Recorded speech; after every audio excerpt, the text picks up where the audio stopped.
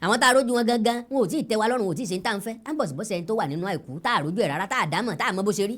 ọkọ̀ là ní àmọ̀, kọ̀kọ́ là ní àmọ̀, ọkọ̀ bàràmú àmọ̀, ìlà fúlàní níbẹ̀ lẹ́ẹ̀kẹ́ àmọ̀, tí Yorùbá ní àmọ̀, ó dẹ̀ ń sọ Yorùbá. kò sí ẹ̀tọ́ kankan tó ní kẹ́nìkan kó dìbò fún ẹni tí a rójú ẹ̀. àfàìmọ̀ kó má jẹ́ ọ̀rọ̀ ẹ̀sìn ní ó borílẹ̀-èdè wa Nàìjíríà yìí jẹ́. Obìnrin ẹlẹ́hà kan ni ó ní mo bá pàdé tó ń sọ̀rọ̀ nípa ọ̀rọ̀ ìdíje fún ètò ìdìbò tó ń bọ̀, tó lóun yóò díje. Ṣé bẹ́ẹ̀ ni sí ọba tiẹ̀ díje, ṣebí a gbọ́dọ̀ rojú ẹ̀ àbẹ́ni tá ó dìbò fún, a ò ní mọrú èèyàn tó jẹ́, èèyàn tí ń bẹ lábẹ́ aṣọ tí ò ṣojú, ṣóhun la máa wá kórajọ pọ̀ pé à ń dìbò fún. Bàbá wa wí kọ́ńkọ́ tiẹ̀ sọ púpọ̀ nínú ọ̀rọ̀ náà, kódà gbogbo rẹ̀ lẹ́ ò gbọ́ pátápátá, láò gbé wá sétí ìgbọ́yín. Ọ̀rọ̀ obìnrin yìí náà gbogbo rẹ̀ pátápátá òun lẹ́ ò gbọ́. Ẹ̀yin olólùfẹ́ wa, bóyá ẹ̀yin tí ẹ ti ń wò wá, ẹ ti jẹ́ olólùfẹ́ wa látọjọ́ tó ti pẹ́, tàbí ẹ̀yin ṣẹ̀ṣẹ̀ ń wò wá báyìí, ẹ jọ̀wọ́ ẹ bá wa tẹ subscribe button, ẹ bá wa tẹ aago pélébé tí ń bẹ lẹ́gbẹ̀ẹ́, ẹ bá wa share, kẹ́ comment síbẹ̀. Bó bá ṣe ń jábọ́ bí àpò ìyèrè, a ò ní jẹ́ kétí yín di sí i. Ó yá, ẹja máa bẹ́tọ̀ ọ̀hún bọ̀. torí gbóbìnrin fẹ́ du sẹ́nétọ̀ nǹkan ló jẹ́ ìkàyàfé mi, tàbí nǹkan ló kàn mí dandan bí kì í ṣerú obìnrin tó fẹ́ lọ. lóòótọ́ gbogbo ala nígbàgbọ́ nínú ẹ̀sìn kan tàbí kejì. ìlú Ìlọrin kì í ṣe ìlú fìtínà fa, ìlú Ìlọrin kì í ṣe ìlú jàgídíjàgan, ìlú tó jìnnà síná tó sùn màálù jánà Ìlọrin ni. àwọn èèyàn máa ń fọkàn sí pé bàbá ń sọ̀rọ̀ nípa ìpínlẹ̀ Kwara, à ń sọ̀rọ̀ nípa Ìlọrin. rárá o ìjọba ìbílẹ̀ 12 àbí 13 ló wà nípínlẹ̀ Kwara, almost 8 láàrin ẹ̀ ló jẹ́ ti Yorùbá. ìlú pọ̀ káàkiri ìlú Ìlọrin, kò sẹ́lẹ̀sìn tí ò sí ń bẹ̀, kò síbẹ̀ ṣe fẹ́ ṣe tí ò ní sẹ́lẹ̀sìn kan níbì kan. so now ẹni tó wá fẹ́ lọ yìí mùsùlùmí ni, and that is an added advantage for anybody ní Kwara State tó fẹ́ díje fúnpò kan. bó bá ti jẹ́ mùsùlùmí yóò rọ̀ Ọlọ́run, torí pé ìlú tí wọ́n ti discriminate ni, ìlú tí wọ́n ò ti fi àyè gba ẹ̀sìn míì, tí wọ́n ò ti nífẹ̀ẹ́ sí ẹ̀sìn míì, tí wọ́n ò ti fẹ́ kí ẹ̀sìn míì ò thrive, ìlú tí wọ́n ti ń takò ẹlẹ́sìn míì, ìlú tí wọ́n ti rí ẹlẹ́sìn míì gẹ́gẹ́ bí kèfèrí, ìlú tí wọ́n ti rí ẹlẹ́sìn míì gẹ́gẹ́ bí ẹni tí ò yẹ kó wà láàrin àwùjọ. kò yẹ kó rí bẹ́ẹ̀. yóò wù mí kájọ fi ti ayọ̀ gbọ́. díẹ̀ ń tàlàbánú apẹ́ ẹdun, òkú ọ̀pápọ̀ mọ́ ìyàwó, òkú òre tẹ́ ìyàwó rè ṣọ́ọ̀ṣì. n ò du sẹ́nétọ̀, ẹbí mi ò du sẹ́nétọ̀, pàápàá jùlọ kì í ṣèpínlẹ̀ mi. ọ̀rọ̀ pínlẹ̀ Kwara mo fẹ́ sọ. obìnrin kan ló darapọ̀ bóun fẹ́ díje fún ipò sẹ́nétọ̀ nípínlẹ̀ Kwara. béèyàn bá ń lọ fún senate, béèyàn bá ń lọ sí senate, olúwa rẹ̀ nìkan kọ́ ló máa jẹ́ àkọ́kọ́ tí yóò kọ́kọ́ lọ. obìnrin wà ní senate lọ́wọ́lọ́wọ́ báyìí, obìnrin wà ní house of rep lọ́wọ́lọ́wọ́ báyìí, obìnrin tí ń wà ní senate sẹ́yìn, obìnrin tí ń wà ní house of rep sẹ́yìn. so gender balance àbí kí ni wọ́n pè é, láti jẹ́ káwọn obìnrin náà involve nínú politics, which is very very nice. mistake tí mo mọ̀ tó orílẹ̀-èdè Nàìjíríà ò ní ever ṣe ni láti fobìnrin jẹ governor tàbí láti fobìnrin jẹ president. mi ò right ẹ̀ off o, torí even the most unexpected can happen in Nigeria. n tó fọkàn sí tó lérò pé ó lè wáyé rárá ó lè ṣẹlẹ̀ ní Nàìjíríà. so kì í jẹ́ kéèyàn right nǹkan kan off nípa wa. well orílẹ̀-èdè Nàìjíríà tá a wà yìí secular state ni, orílẹ̀-èdè tó jẹ́ pé gbogbo ẹlẹ́sìn pátápátá náà lè thrive ń bẹ̀. I mean kálukú ní right to religion and right to association. ó lẹ́tọ̀ọ́ àǹfààní láti bá wọn tó wù ọ́ ṣe, láti má bá wọn tí ò wù ọ́ ṣe. ó ní àǹfààní àti ẹ̀tọ́ sí ẹ̀sìn tó bá wù ọ́ fúnra lára rẹ̀, tẹ́nìkan kò ní fi tìpátìkùkù mọ́ ọ. torí pé woman yìí jẹ́ mùsùlùmí, ńkọ́ lọ́kàn mi dandan áwù ń láì ṣe pé wọ́n tẹ̀ka ń bẹ̀, ṣùgbọ́n torí pọ́ jẹ́ ẹlẹ́hà ní concern mi.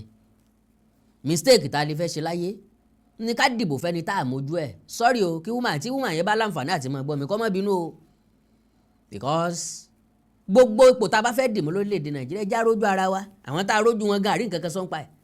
that is the only reason tí èmi ò fi. ṣùgbọ́n gẹ́gẹ́ mo ṣe sọ, kò sí tí ò lè ṣẹlẹ̀ ní Nàìjíríà. àwọn ará Ìlọrin lè pín táwọn fẹ́ gangan nu, àwọn ará ìpínlẹ̀ Kwara, àwọn ará senatorial district ẹ̀, because Kwara Central ló ń díje fún, ó túmọ̀ sí pé Ìlọrin ni, Ìlọrin náà ni Kwara Central. Àwọn tá a rójú wọn gangan wọn ò tí ì tẹ́ wa lọ́rùn, wọn ò tí ì ṣe ń tà ń fẹ́. À ń bọ̀ sí bọ́sẹ̀ ẹni tó wà nínú àìkú tá a rójú ẹ̀ rárá, tá a dámọ̀, tá a mọ bó ṣe rí. Ọkọ̀ là ní àmọ̀, kọ̀kọ́ là ní àmọ̀, ọkọ̀ bàràmú àmọ̀, ìlà Fúlàní níbẹ̀ lẹ́ẹ̀kẹ́ àmọ̀, tí Yorùbá ní àmọ̀, ó dẹ̀ ń sọ Yorùbá. Kò sí ẹ̀tọ́ kankan tó ní kẹ́nìkan kó dìbò fún ẹni tí a rójú ẹ̀.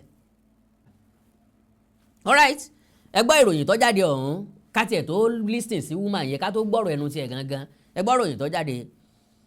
Puda woman joins Kwara Central Senate race. Now, a woman in Puda, kì í ṣe ìjáàbù lọ́wọ́ o, ẹ̀há gangan ibi kékeré báyìí lẹ́rọ̀ ra mọ̀ rí lójú ẹ̀ àti ẹnu ẹ̀, ọ̀dà ìpẹ́nu ẹ̀ náà yọ jáde. A rí inú fídíò ṣá. A woman in Puda, Hajia Alimat Azan Zaruk, has declared for the Kwara Central senatorial seat on the platform of the People's Democratic Party (PDP). Alimat, a native of Balogun Fulani Ward 1, a native of Balogun Fulani Ward 1 in Ilorin South Local Government area, in a statement copied newsmen at the weekend, positioned her campaign around what she described as people-focused representation. Olóhùn ti wà ní òṣèlú ti pẹ́. Tá a lè rúlẹ̀ out. Competence ẹ̀ kò kàn mí ṣá. But ká rójú ara wa gbangba báyìí kedere báyìí ilé mi ń sọ nípa rẹ̀. Ìlọrin ló máa mọ̀ bóyá competent àbí competent. Ó kúnjú òṣùwọ̀n kò kúnjú òṣùwọ̀n. Ọwọ́ tiẹ̀ kò wọ́ tiẹ̀. Bó làwọn tó fẹ́ dìbò fún ṣe fẹ́ mẹ́tán fẹ́ dìbò fún gangan. Báwo? Ńgbà tọ́lọ́run ò dá wa léegun, táwa sọra wa déégún òjijì. Ọlọ́run dá wa fún ìdánimọ̀ ara wa in the image of our parents. Táì mọ̀ pé bàbá lọ́mọ ìwá lọ, ìyá lélẹ̀ ìjọ, ẹ̀gbọ́n bàbá lélẹ̀ ìjọ. And God said He created all of us in His own image. She said, and I quote, "We are focusing on youth and women. We are focusing on youth and women development through empowerment initiatives, skills acquisition programs, and economic opportunities, while fostering harmony and strengthening social cohesion ahead across communities in Kwara Central," she said. Her entry into the race has generated interest, particularly due to her observance of Puda. Yes, àwọn Muslim alike, a religious and cultural practice associated with modesty among some Muslim women. Political pundits say her candidacy could contribute to ongoing efforts to increase female participation in politics, especially in northern Nigeria, where cultural and religious considerations have often influenced women's visibility. Ńlá fi ń sọ wípé a dá ènìyàn, Ọlọ́run dá ènìyàn ní àwòrán ara rẹ̀, a dá ènìyàn ní àwòrán ara wa. Ṣùgbọ́n ìgbà tá a bá ti wá dagọ̀ bójú láìsí eégún, eégún ti ń dagọ̀ bójú fún gbèdéke àsìkò ni. Ǹsí látàárọ̀ dalẹ́ tàbí agọ náà ni ó gbé sùn, ọlọ́mọdé á rí. Eégún tó bá dáràn ni ó gbàgọ̀ sùn. Àfẹnitán bá tún fi tán bá róró òdílé fún bọ́yé eégún lé lójú oorun. Wọn á ní tó ọ̀nà àbáyọ ni pé kọ́ ọ wọ agọ̀ sọ́rùn kó o fi sùn. N ló lè dẹ̀rọ̀ rẹ̀. Bọ́n bá ti rí síyàn, kò séégún tí ó wọ agọ̀ sùn tí ó tún wọ agọ̀ jí. Yóò wọ fún gbèdéke àkókò kan, wọ́n á léégún lọ ìgbàlẹ̀. Ìgbàlẹ̀ tí ń lọ kì í ṣe inú igbó o. Ìgbàlẹ̀ inú ilé ni o, ó lọ gbé àgọ̀ sílẹ̀. Ni ó sì jáde padà, yóò sì rìn jáde padà. Mọ́ bá jẹ́ 10 tán rìn jáde padà, ẹ̀ ní mẹ́ni tó gbégún láàrin wọn. Àì mẹ́ni tó gbégún tẹ́lẹ̀. Bí ìṣe ní ìsìn tá a ti mọ̀ pé Kẹ́hìndé ló wà nínú ẹ̀kún, Kẹ́hìndé ló gbégún. Ilé kéré ló wà nínú ilé. So, in her declaration, she outlined key priorities to include inclusive governance, economic support for small businesses and artisans, improved access to education and health care, and targeted programs for women and youth. She also identified teacher welfare as an area requiring policy attention. So, ní ọ̀wá ṣé yóò change salary àwọn teacher ni? Analysts note that by seeking elective office while maintaining a religious observance, Zaruk bid may challenge assumptions about the compatibility of cultural practices and political engagement. She claimed to be an outstanding member of the PDP who was involved in grassroots mobilization and local political organization. She stated that her public service experience includes working as a medical personnel and serving on Board of Trustees of the State Water Corporation in 2003, where she contributed to oversight of public utility services. Well, ẹnu oníkan láti gbọ́ pọ̀n, ẹnu ọlọ́fà láti gbọ́ mọ́ta. Ẹja gbọ́rọ̀ lẹ́nu arábìnrin fúnra rẹ̀. Tí n bá padà wá, á tẹ̀síwájú. N sọ pé ẹ má dìbò fún o, ṣùgbọ́n mo ń sọ pé ǹjọ́ ṣeéṣe kẹ́ni tó fẹ́ díje kó síjú ẹ̀ kámẹ́ntà fẹ́ dìbò fún. God bless you. Mo ń padà bọ̀. Many things wà tá a fẹ́ ṣe. Kọ́nà bá ní pé àbíọ́nà kò jẹ́ kó bọ́ sí. Mo fẹ́ kí wọ́n fi mí ṣe oore gidi àti àpẹẹrẹ fún gbogbo àwọn obìnrin yòókù tí máa ń bọ̀ lẹ́yìn. Bẹ́ẹ̀ wà tá a máa rí. Mo ti ní ambition yẹn tẹ́ pé mo sọ fún bí láti 2003. Ẹ wo ọdún 2003 sísìn sẹ́ni kó jìnnà. Mo ti ní ambition pé ó bá yá pẹ̀lú aṣọ ọlọ́mọ èmi gájá síwájú yìí pé wọ́n á retí oore fún àwa obìnrin, fún ìyá, fún àwa ọmọ. Yálà obìnrin ni mí, àbíamọ tún ni mí. Mo tún wá gbé wà níbi tí ó pé ẹ̀sìn tún rọ̀ mí lọ́rùn. Tẹ́fì rí pé mo yàtọ̀ gédégbé sí àwọn obìnrin tí wọ́n tún ṣe ojú níta. Ẹ̀rù t'Ọlọ́run àti tànábì wa Muhammad sallallahu alaihi wasallam ó tún wà nínú ara mi. Tó jẹ́ wípé wọ́n á retí oore fún àwa obìnrin, fún ìyá, fún àwa ọmọ. Yálà ọkùnrin ni o, yálà obìnrin ni o. Tí oore yẹn máa wà fún wọn. Nínú ẹ̀kọ́ ni, nínú jíjẹ ni, nínú mímu ni, ní ìrọ̀kìn sí apá fọkùnrin lóbìnrin, fọmọdé lágbà. Àwọn teachers wa tó wà ní infinity ward tí mo fẹ́ lò local government mẹ́rin. Mo bẹ̀ Ọlọ́run pé kí wọ́n fi mí ṣe àríkọ́ṣe ní local government mi tí màá fi ráyè ṣiṣẹ́ yìí. Nígbà tí mo ti wá yìí, mo bẹ̀ Ọlọ́run kó jẹ́ kí wọ́n àwọn èèyàn, àwọn elérìíre èèyàn gidi tí mo pé wọ́n bẹ ní Kwara State, láti bẹ ní local government mẹ́rin kí wọ́n gbé mi síbẹ̀, kí wọ́n dán Ọlọ́run àtànábì Muhammad sallallahu, kí wọ́n dán wò lára mi, kí wọ́n rí i pé mo lè ṣe dáadáa. Ó tún máa jẹ́ ẹ̀kọ́ fún gbogbo àwọn obìnrin yòókù, àwọn obìnrin tí ń bá ń bọ̀ lẹ́yìn kí wọ́n dìde, káwọn náà jáde. Ẹlẹ́ha mi tó kàwé, a ní dókítọ̀ nínú Ẹlẹ́ha. Mo ti ní ambition pé ó bá yá pẹ̀lú aṣọ ọlọ́mọ èmi gájá síwájú tí wọ́n á fi mí sí àsìkò. Mo sì pásìkò náà ti dé yìí. Kì í pé mo kàn wá pé ẹ jẹ́ kí n kàn jáde kí n padà. Mo bẹ̀ gbogbo àwọn èèyàn kí wọ́n jọ, kí wọ́n gbé obìnrin síbẹ̀ wò, kí wọ́n wá rí i wípé aṣọ́bìnrin náà lè ṣe nítorí ọkùnrin lè ṣe ní ti dáadáa. Torí pé kí ni ẹ̀sìn Islam ó fún ẹlẹ́tọ̀ọ́ ẹ̀. Káráyè fún wọn ní ẹ̀tọ́ tiwọn. Tó bá sí kálukú níbi ẹnu Al-Qur'an bẹ nípa ìbẹnu Bible náà kálukú fún ẹlẹ́tọ̀ọ́ ẹ̀. Mi gẹ́gẹ́ pé mo kàn yọjú fúré o, mo wá ní fúnlẹ̀ from federal capital. Àgbà nọ́ọ̀sì ni mí, ìlú Àbújá mo ti retire tí mo fi wá. Mo kiri káàkiri, mo ṣiṣẹ́ ní Sokoto rí, mo ṣiṣẹ́ ní Ìlọrin South rí, mo ṣiṣẹ́ ní Ìlọrin East rí, mo tún wá ṣiṣẹ́ ní Sokoto, mo tún ṣiṣẹ́ ní Àbújá mo ti retire ní federal capital.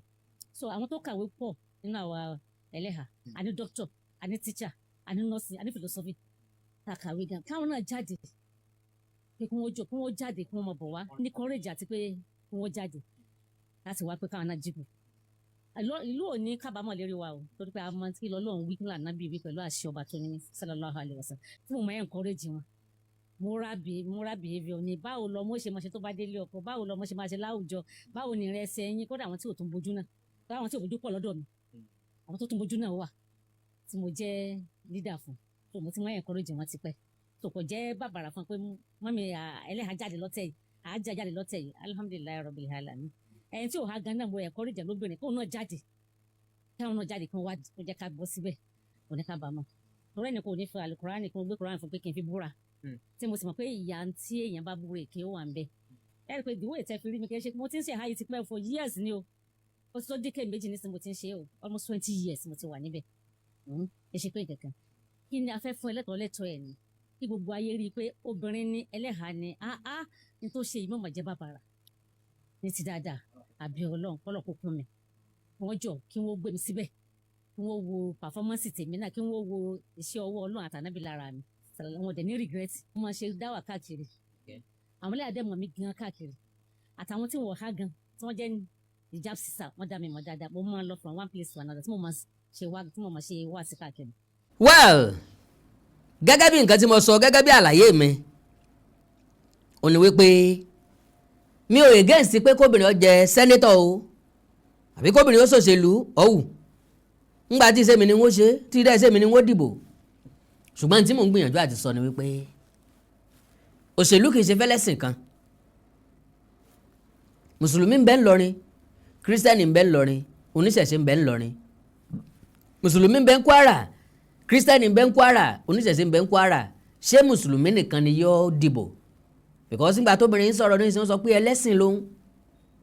Àwọn tí ò ní gbàgbọ́ nínú ẹ̀sìn ẹ̀ ṣùgbọ́n tí wọ́n fẹ́ kóbìnrin ó di sẹ́nétọ̀ ńkọ́. Gbogbo àwọn nǹkan tá a gbọ́dọ̀ look into. Bàbá fẹ́ díje fóṣèlú, bàbá ń dupò òṣèlú, bàbá fẹ́ fìyàn sórí àga òṣèlú nù. Whichever way, ẹ̀yin ìpínlẹ̀ Kwara, eléyìí ń dọwọ́ yín o. Bó ti wù ni là á ṣèmọ̀lé ẹni. Bó bá fẹ́, bó bá wù ú, o lè fìtẹ́ ẹlẹ́dẹ̀ jẹ sàárè. Àkàndọ̀rọ̀ ayókòǹkò, àìbóníṣù wà dídì egun. Èyí náà tó wọ́n máa lọ o, èyí náà tó wọ́n máa lọ. Èyí náà tó wọ́n máa lọ o, èyí náà tó wọ́n máa lọ. Àìbóníṣù wà dídì egun. Èyí náà tó wọ́n máa lọ. Àìbóníṣù wà dídì egun. Èyí náà tó wọ́n máa lọ.